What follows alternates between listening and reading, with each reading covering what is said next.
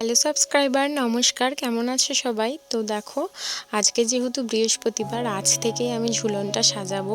আর সমস্ত ফুল এইভাবে কাঁচি দিয়ে দিয়ে কেটে আমি এক এক করে মালা গাঁথবো।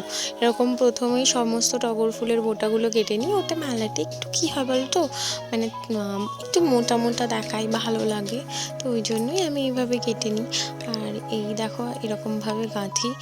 এখানে তো বোঝাই যাচ্ছে না আমি স্পিড করে দিয়েছি বলে, কিন্তু অনেক সময় লাগে। প্রায় সব মানে যতগুলো মালা গেঁথেছি প্রায় ঘন্টাখানেক তো সময় লেগেই যায় আমার। আমি অত প্রিয় না এইভাবে জবা ফুল এই দিয়ে মালা গাঁথি। আজকের মালা তো আসবে এমনিও, কিন্তু এই মালাগুলো গেঁথে আমার পরানো ঠাকুরকে বেশি ভালো লাগে, কারণ ভগবান অল্পতেই সন্তুষ্ট। আমি নিজের হাতে তাকে কিছু গেঁথে দিলে এর থেকে ভালো কী হবে। তারপর দোলনাগুলো সেট করে নিচ্ছি। দোলনাগুলো প্রথমেই লাগিয়ে নিয়েছিলাম কাল রাতে, আর আজকে সেট করে নিচ্ছি। এবার একটা মালা দিয়ে সাজাচ্ছি। এবার আসনগুলোতে দিয়ে দিচ্ছি। এই দিকের দোলনায় বড় আসনটা দিয়েছি, আমার ছোট গোপাল মানে ওই বড়, আর আমার রাধা গোবিন্দ বসবে, আর এদিকে আমার গপু বসবে। দুজনকে আসন টাসন দিচ্ছি। আর এখানটাও একটু জায়গা করে নিচ্ছি। এই সামনেটায় আমাদের গোমাতা বসবে। এই যে গোমাতাকে বসিয়েছি, গোমাতার ওখানেও আসন দিয়ে দেবো। সমস্ত কিছু ঠিক করে নিচ্ছি, তারপরে ঝুলন সাজাবো। আমার কাছে তো সেরকম কিছু নেই, কিন্তু আগের বছর আমি কিছু কার্ডবোর্ডের পেছনে ওরকম ক্লিপ সিস্টেম হয় ওরকম কিছু কিনেছিলাম, যেগুলো দিয়ে ঝুলন সাজানো যাবে। আর সত্যি কথা বলতে আমার যেহেতু একদম জায়গা শর্টের মধ্যে, তাই জন্য সেরকম সাজানোর স্কোপও এখানে নেই।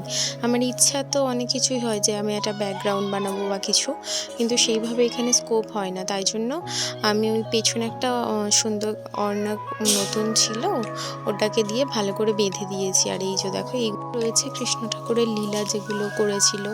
এইটা শেষ নাগের উপরে সে দাঁড়ানো, পেছনে ওই যখন জন্ম নিয়েছিল কারাগারে ওগুলো, আর কিছু অষ্টসখী আছে যেখানে কৃষ্ণের সাথে নাচ করছে। তো এই কিছু কিছু আমি কিনেছিলাম, তো ওগুলোকে একসঙ্গে করে সুন্দর করে সাজিয়ে দিচ্ছি। এটার মনে আমি 2টো সেট কিনেছিলাম, তাই অনেকগুলোই এরকম পেয়েছি। আর সুন্দর লাগছিল বেশ। আর আমি এরকম এক এক করে সাজিয়ে নিচ্ছি। দেখো এরকম এদিক থেকেও দিচ্ছি।